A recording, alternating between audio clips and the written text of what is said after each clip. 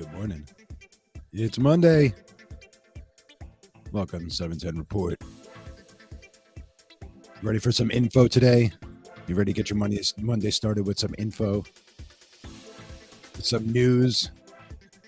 Not a whole lot of news going on in the world of cannabis right now, you know. It's only 420 coming up, the National Cannabis Holiday. I've been looking forward to 420 my whole life because it's my birthday. So like the 18th, the 17th, I'm always like, oh man, it's only a couple days to my birthday. I don't get presents like I used to. I don't get like parties at the arcade, those places you have to stand to play video games and put quarters in the machines. Nobody buying me Guns N' Roses tapes anymore. 6th grade, everybody got a copy of Appetite for Destruction for their birthday.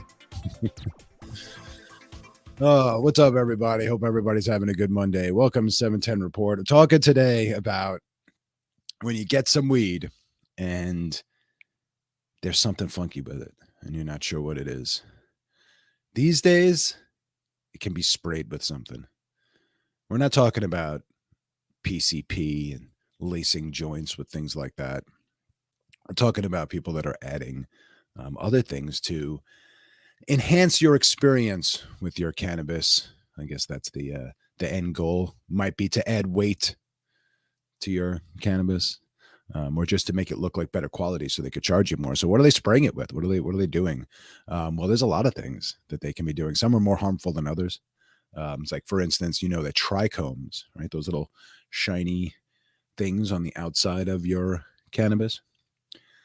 You can like kind of mimic those with other things like maybe baking powder or shards of glass. Yes, that's correct. People put some shaved up glass in there. So you want to make sure that your stuff is not contaminated.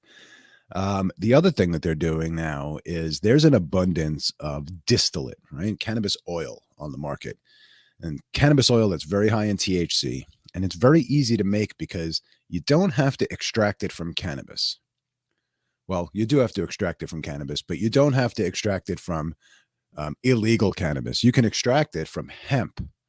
And this is why I think we're seeing a lot more of this stuff on the market, because it's not necessarily going to be damaging, and it's going to enhance the effects of what you get, depending if that's what the consumer is going for. It's adding more THC, but it's also not what you're being presented when you're buying it. You're looking at flower, you're thinking it's just flower. You're not thinking, well, there's other stuff in there, unless it's moon rocks or something, and they're telling you that. Unless it's Delta 8 flower, where they, there's no other way than to have it sprayed with something, or Delta 10. So in order to make this distillate now, they can do the same process that they use to make Delta 8, right? They take CBD isolate that can be in abundance from after the Farm Bill passed. Pretty much anyone can grow hemp, and you extract CBD from, and you get a CBD isolate. You run that through a chemical process, you come up with Delta 9 THC. There are several chemical processes, and they're pretty unregulated, when it comes to making those conversions. So you have to make sure that, that if you're getting distillate, that it's good distillate, and that it's not, doesn't have contaminants in it. And then stuff that does have contaminants in it is probably, I'm going to say, more likely to be sprayed on something. But this is kind of new, at least to me. This could have been going on for a very long time, but I've noticed a sharp uptick in the amount of cannabis that I've come across that has been treated with something. So how can you tell? The first thing you got to do is you got to visually inspect your bud, right? You got a bud here. You got to look at it real close, right? And make sure that what you're looking at is a natural plant and not something on there. You want to try and, maybe flake a little bit of it off, press it between your fingers. Sometimes something that's sprayed won't get all the way through, although they do have new infusion techniques to get it in there. You can break it open and look inside, right? And you can see if what's inside matches what's outside. Those are different ways to do it. I know you're not going to be able to see very well what I'm doing here. And then you want to look at your fingers. If you have any kind of moisture on your fingers, that's going to be a big red flag. One of the other ways that you can tell is if you leave cannabis that's been sprayed with something in, if it has any moisture to it and you leave it in a container, you might get some condensation on the inside of the container. So these are ways to kind of tell. You can smell them and give it kind of a visual inspection.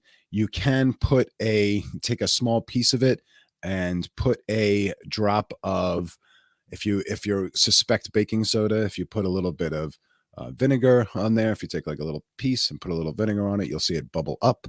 That'll tell you that it's baking soda. It'll react like that with any base. So those are little things that you can do to figure it out. But since we're not really talking about stuff that's super dangerous, unless it's, the glass, which is a visual inspection that you're going to be able to tell. I've never gotten that before, but I've heard about it. If you look at it and it seems like everything is fine, and then you start smoking it, but you notice something weird. There's a weird flavor. Sometimes my lips will start to go a little bit numb or something. There's a weird flavor to it. No, what is that? I don't know. What is that? And then sometimes the ash can be very dark and hard. And then you'll get, if there's oil in there, and this is pretty across the board. Unfortunately, you have to start smoking it or at least start lighting it up to get this effect. But there will be like these little black strings of oil that come out of the end of the joint, like out of the side stream smoke, they call it, what's coming out of the end of the joint.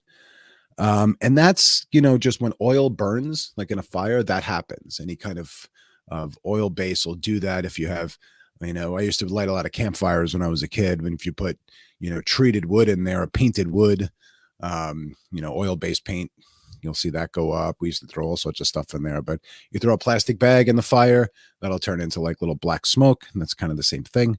So, so you're sitting there smoking and you see like the little black lines. You're like, oh man, I got beat. I got something that was sprayed. And look, it's not like being something that's sprayed is necessarily awful.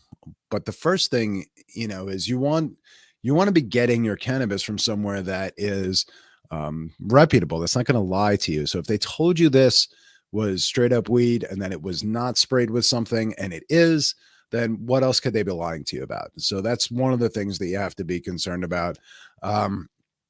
What else will they do to maximize that yield or maximize, whatever weight or, potency or whatever to get more money out of it?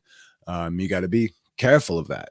One of the best ways to make sure that your weed isn't sprayed with something is to get really super high tested weed.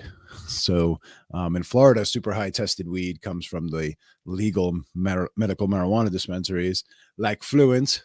So if it comes in this jar, ooh, look, it's going Fluent in space, right? So if it comes in this jar, this little Fluent guy, you're set. It's not sprayed with anything. You don't have to check anything. You don't have to look inside. You don't have to smell it. You don't have to do anything like that because it's not going to be sprayed with anything.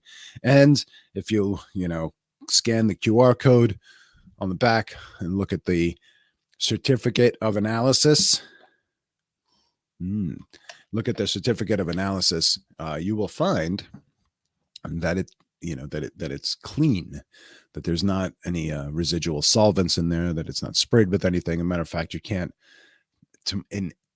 I'm pretty sure you're not allowed to sell sprayed flower in the state of Florida legally because they're two separate products. You can sell them together, I think, and then you can make your own infusions. There was some, I think Columbia Care for a little while had an infused joint that had crumble in it or something, or that it was enhanced with something, but I haven't seen that in a while. So there was some sort of legal, loophole or something there that might allow that. But for the most part, the dispensary is going to tell you when it's an infused product and probably charge you more for it. Say, hey, this is infused. This is a new product. So that's the best way to be able to tell is to get your stuff from a reputable source. And it used to be, and it still is today, that if you're buying from, legacy, on your legacy market from your legacy sellers, you have to know there's like a relationship, and you kind of have to know who that person is, and they have to have integrity, and you have to have a little bit of a track record. Unfortunately, in a lot of places, it's hard to find more than one source, which is why we advocate for legality, because it opens up the market to a lot more sources. But it has to come with an extent of regulation that's enforceable and keeps people out of harm's way, because there's a lot of different things that can go wrong. You can lace it with things that are going to hurt people, such as glass.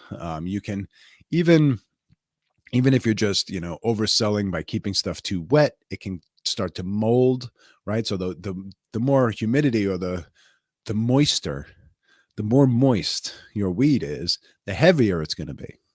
And we know that we buy it by weight. So if you make it weigh a little bit more, you charge a little bit, you're getting more. You may get an extra eighth out of 2 ounces. If you hydrate it a little bit more, or you don't cure it as much. So there's all these little ways to try and maximize how much money you're getting out of this stuff.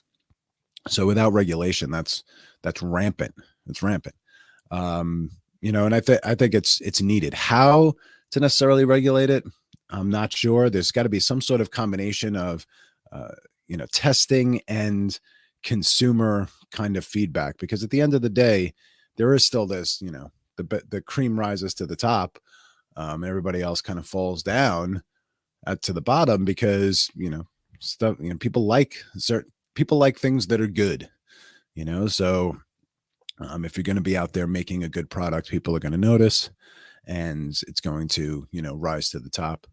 So if you're smoking, make sure you check out that weed, and make sure if you're buying it, buy from a dispensary, and you don't have to check. But if you're not buying from a dispensary, you do have to check, unless you really trust the person you're getting it from. I think that's the consensus here. That's the message today.